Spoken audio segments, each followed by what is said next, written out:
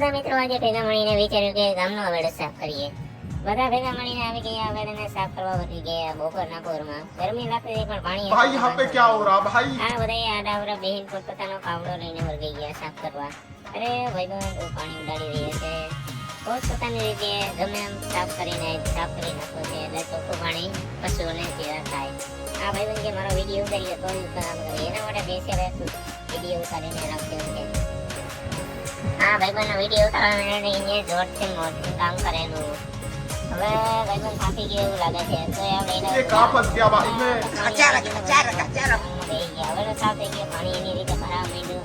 આ બધા નક્કી કરવા માંડ્યા. હવે આવેલો સાફ થઈ ગયો. હવે યુદ્ધનું સમાધાન भाई यहाँ पे क्या हो रहा भाई? ये कहाँ फंस गया भाई मैं?